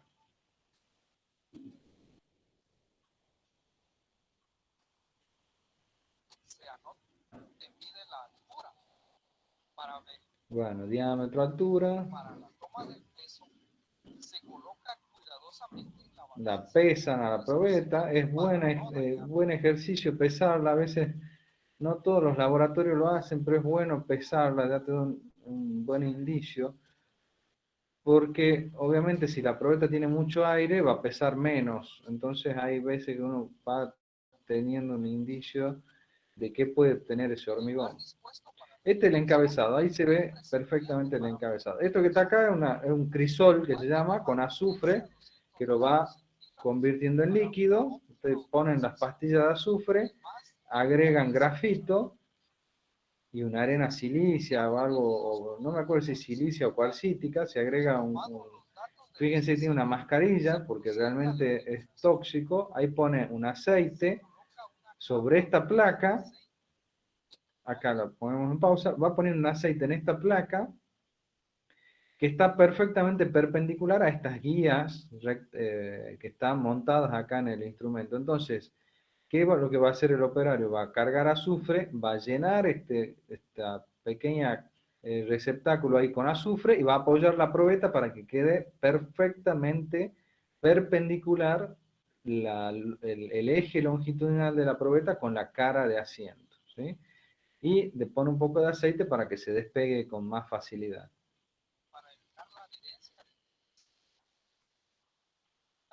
A veces le ponen aceite ahí en la cara de la probeta para recuperarlo al azufre una vez que está rota, poder recuperarlo fácilmente al azufre.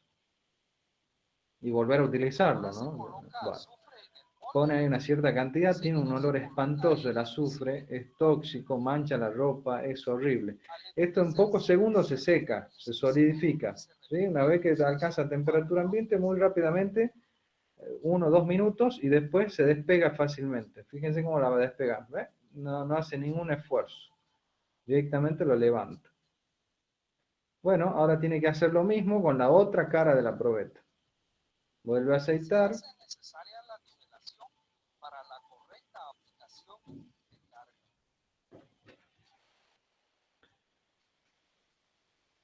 Cada vez son menos los laboratorios que usan azufre por el tema de la contaminación, ¿sí?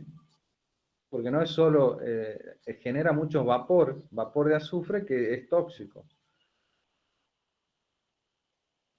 Entonces ahora se usa la otra, un olor asqueroso, y te cae una gotita esa en la ropa y perdiste la ropa, no la recuperas más.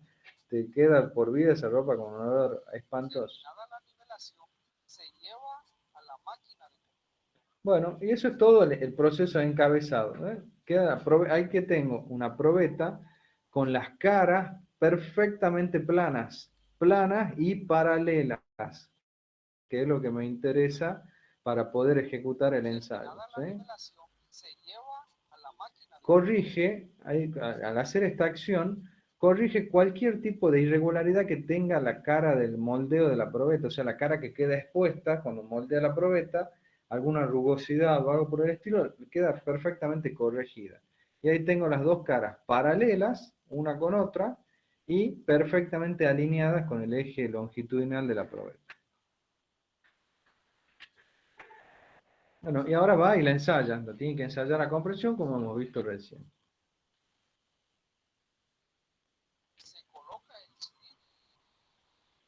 Bueno, hay distintas prensas, unas más modernas que otras, unas más sofisticadas que otras, pero el ensayo lo que busca es medir la fuerza de compresión. Entonces, no es más que un cilindro que aplica presión de aceite, traduce esa presión de aceite en una fuerza aplicada. Fuerza sobre área me va a dar la tensión de compresión. Les vuelvo a decir, ahí tiene que estar centrada obviamente dentro del disco. Es un ensayo destructivo, la probeta esa ya no me sirve para ningún otro ensayo, se rompe la probeta, se terminó el ensayo, ¿sí? Y determino la resistencia a compresión.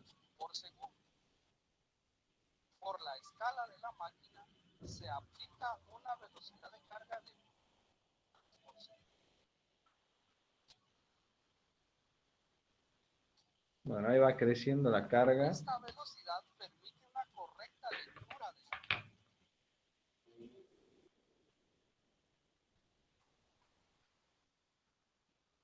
Sí, sí, sí, sí. Está normalizado.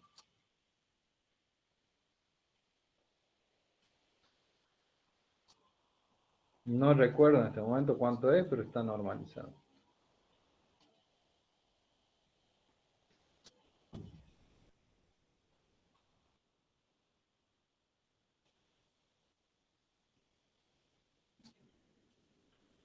no, es distinta la velocidad de ese, pues son ensayos distintos, pero ven, una vez, ahí queda una aguja testigo, que se llama, que es la que va por atrás, pero una vez que llega a la carga máxima, después empieza a caer la carga, porque una prensa con control, se llama control de carga, ustedes van regulando la velocidad de carga. ¿Sí? Y ahí, bueno, obviamente la termina rompiendo a los efectos de mostrar en el video cómo se rompe la probeta. Algo típico también, ¿se acuerdan cuando veíamos, lo vimos en la rotura de la probeta normalizada de cemento, de mortero normal? Acá pasa lo mismo, fíjense que se rompe como un reloj de arena. Se rompe como, ¿por qué? Porque acá en la interfase hay, a pesar de que le puse el azufre, sigue habiendo, perdón, fricción. Entonces no tengo un estado de compresión pura como lo tengo acá en el centro. Entonces esta rotura como cono, como un reloj de arena, es típica de las probetas de hormigón, ¿sí? Fíjense que se rompe como en el tercio medio donde tengo la compresión pura. ¿Ven? Ahí se la ve clarito, ¿eh? Ahí ve como un cono acá y el otro cono acá arriba. Bueno, acá en el centro tengo compresión. Bueno, no sé qué más hay acá.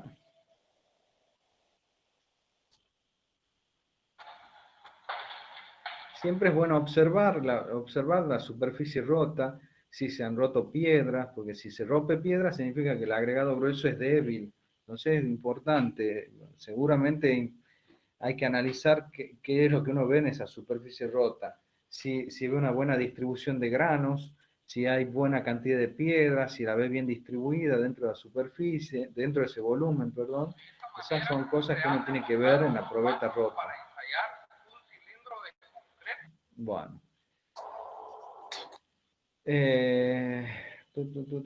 Último video. Les muestro.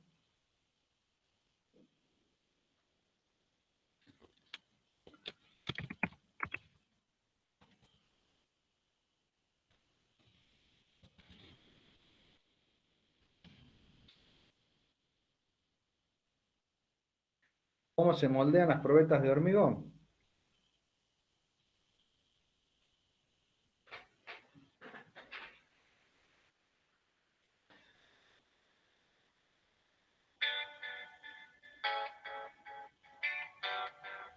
Probeta de 15 por 30, Iran 1524, fíjense que son moldes metálicos, rígidos, dignos de estar en una obra donde se golpea, se caen, tienen que mantenerse rígidos, es un material que sufre mucho. Bueno, le pongo un desmoldante en la cara, en todo, para cuidar el molde. Esta es la muestra de hormigón con el que voy a llenar las probetas, y se llena en 3 capas y se compacta con 25 golpes, perdón, por capa. Igual que cuando llenaban el cono de Abrams. 3 capas de igual volumen, 25 golpes por capa.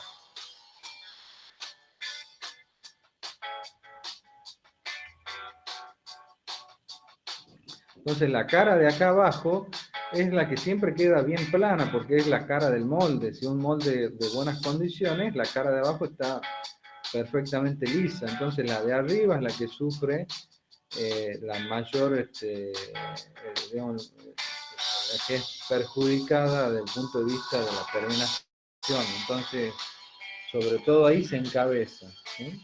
Bueno.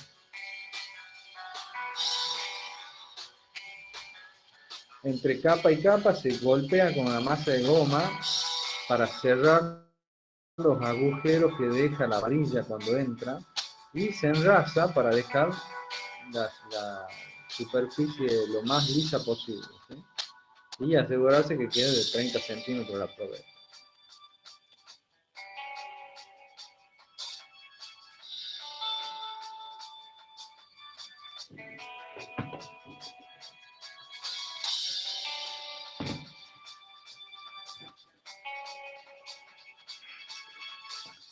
Se le pone un papelito ahí para identificar un número, toda la información que sirva para identificar la probeta, bienvenido sea, ¿sí? Su probeta sin nombre no sabemos de qué hormigón es.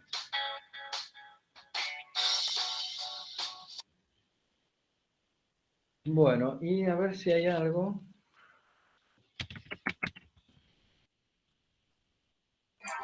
Después se le lleva la pileta de curado, ¿que no, Inge? Exactamente, sí. Vamos a ver si hay algo acá de curado.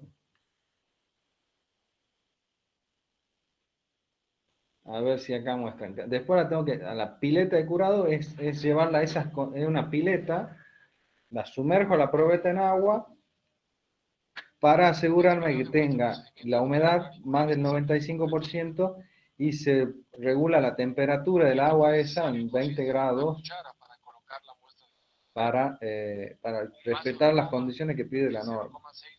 Mientras sea un ambiente con mayor deshumedad del 95%, no me acuerdo si 90 o 95%, me han hecho dudar, de humedad relativa, está cumpliendo lo que dice la norma. Bueno, este está más completito, este video más lindo. Estos son moldes, como les decía, rígidos, tienen que durar el acarreo de tenerlo en obra, se colocan, se moja todo el instrumental, se coloca desmoldante en las probetas, en los moldes, y será obtenida de acuerdo a lo indicado en la norma C-172.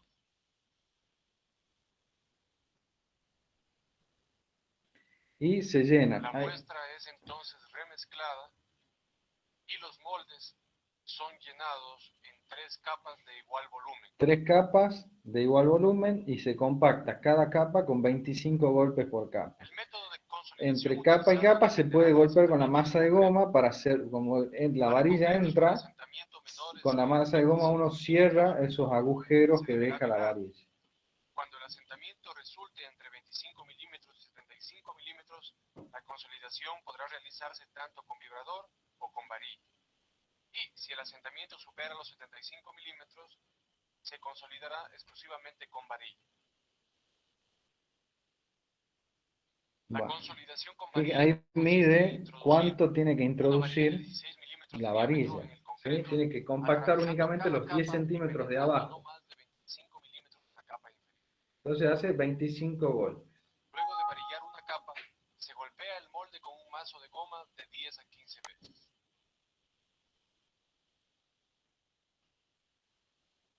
Eso es para cerrar los agujeros que dejan la varilla, ¿sí? Nada más que eso. Cuando se moldeen cilindros compañeros, los procesos de llenado y terminación se realizarán en forma simultánea.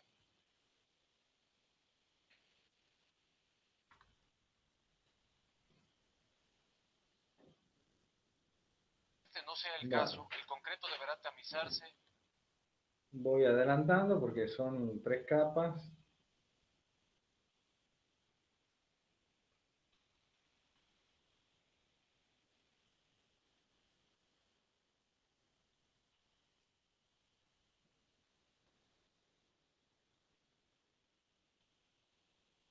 Uy, no sé qué toca.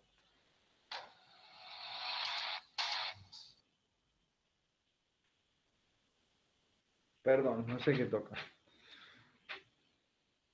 Este video demuestra el procedimiento para el... Bueno, sí, no, ahí está. Quiero...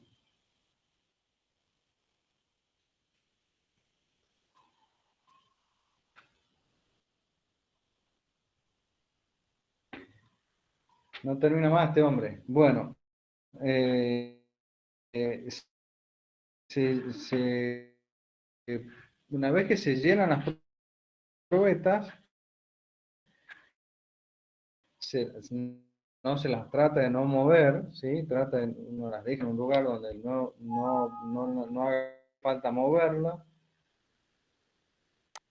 Las deja quietas, a veces se la tapa con un plástico hasta el otro día, que las va a poner en la pileta. O a veces, si el hormigón es de mucha resistencia, arriba de 30 megapascales, yo recomiendo directamente meterlas dentro de la probeta con el molde y todo, ¿sí? Y arriba de 30, 35, apenas la moldean, así con molde y todo, lo meten dentro del agua, ¿sí? No le pasa nada. Bueno, se clavo ahí la... ¿Me escuchan? ¿Me escuchan, chicos? Ah, bueno. Sí, se trabó ahí. Bueno, a ver, lo que hemos hecho es presentación de lo que es el hormigón en estado endurecido, eh, características del hormigón, cómo se lo ensaya, compresión. eh, Fíjense que hemos dedicado una día, le dedicado más tiempo al hormigón en estado fresco que al hormigón en estado endurecido, porque realmente no digo que es más importante, pero los conceptos involucrados en el hormigón fresco son mucho más complejos y mucho más, interactúan mucho más otras cosas que el hormigón endurecido, ¿sí? Así que bueno, y hemos tratado de explicar lo que es resistencia especificada, apoyándonos en estadística, como saben, en un concepto estadístico, que ustedes obviamente no han visto la materia, pero bueno, hemos tratado de razonar un poquito qué es lo que significa una resistencia especificada y cómo designamos nuestro hormigón, cómo llamamos a nuestro hormigón en función de ese valor especificado. ¿Sí? ¿Alguna pregunta?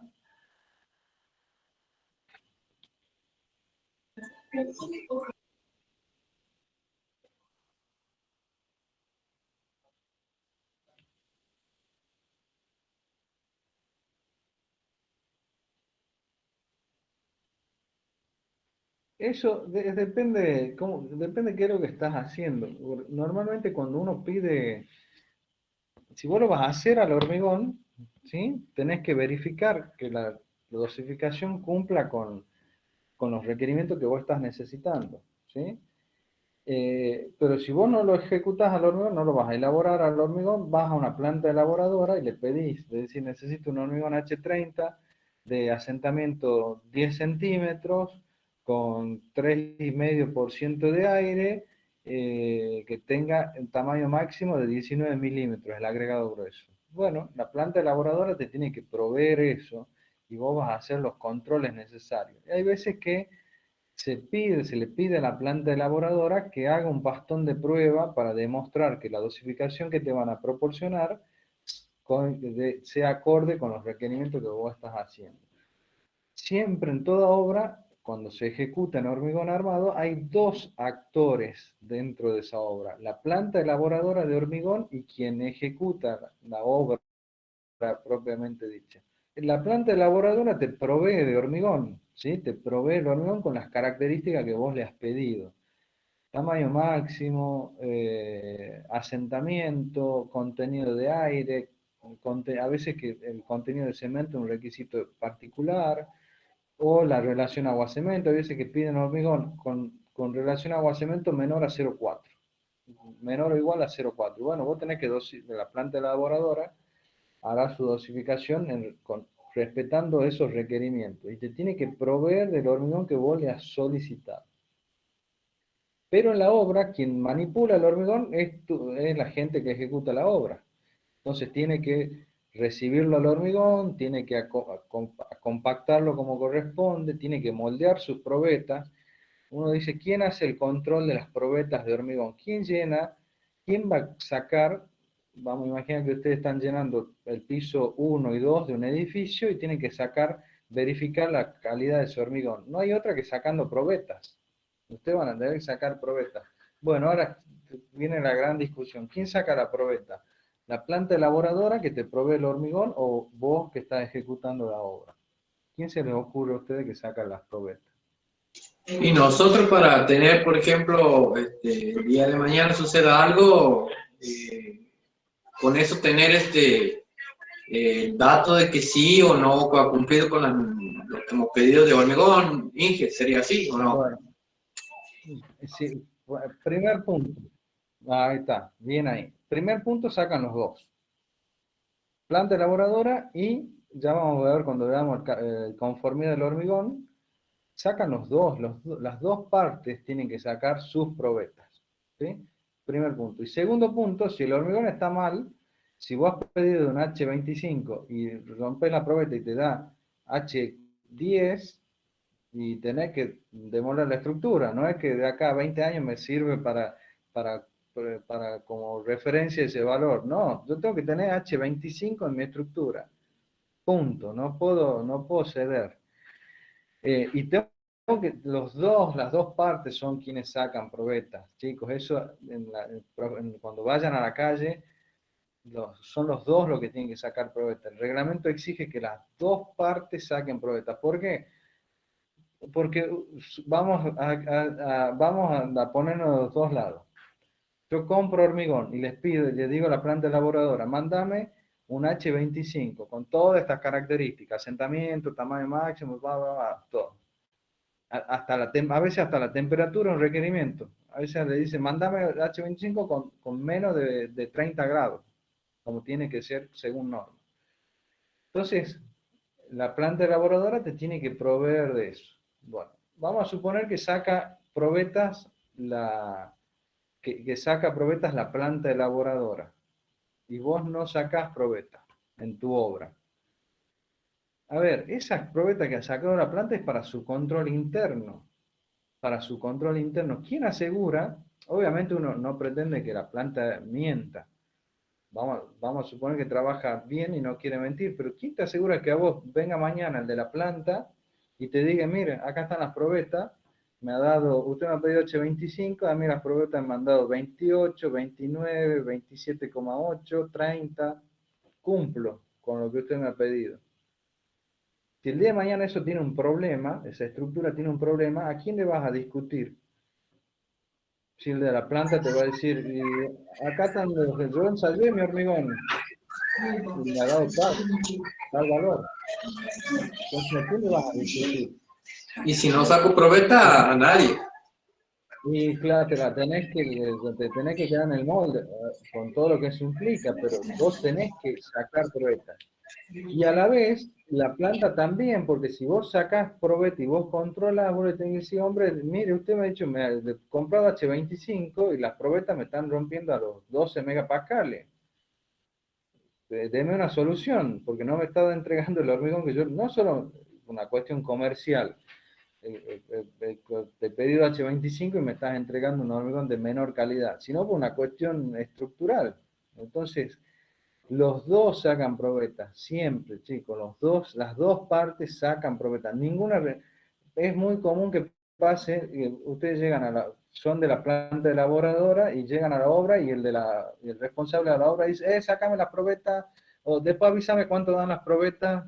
No, yo soy dueño de mis probetas, estas probetas que moldeo yo son mías, las ensayo yo, esto para cada una de las partes, ¿no? Funciona así, es la única forma de darle transparencia al proceso. Porque si no, ¿quién tiene la razón? Y en el medio de quién tiene la razón hay mucha plata en juego y mucha seguridad estructural en juego. Entonces no es un problema menor. Quien saca probetas son los dos. ¿Sí? Eso lo establece el reglamento, lo dice explícitamente, ahora vamos a ver cuando estudiemos el capítulo 4, explícitamente dice que los dos tienen que sacar probetas, no hay vuelta con eso. Y no solo el moldeo de probeta lo que ustedes tienen que controlar. De acuerdo al requerimiento que tengan de los hormigones, tendrán que hacer las mediciones correspondientes. Entonces, si ustedes han pedido H25 con asentamiento 10, temperatura 30 grados, qué sé yo, densidad de 2200 kilos por metro cúbico, cada uno de esos requerimientos yo los tengo que verificar. Tengo que verificar la resistencia, tengo que ir con un termómetro, medir la temperatura a la que llega el hormigón, tengo que medirle la densidad. Si yo lo he pedido con aire, si le pedí que tenga un 3,5% de aire el hormigón, tengo que medirlo.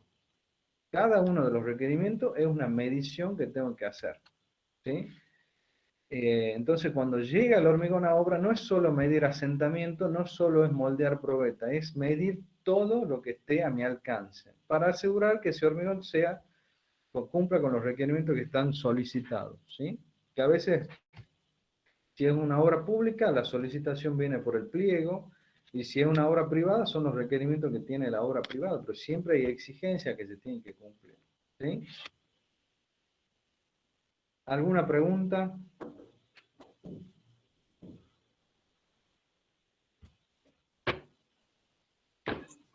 No, Inge.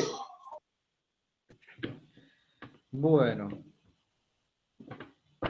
Perfecto. Bueno, seguimos entonces la semana que viene, ¿sí?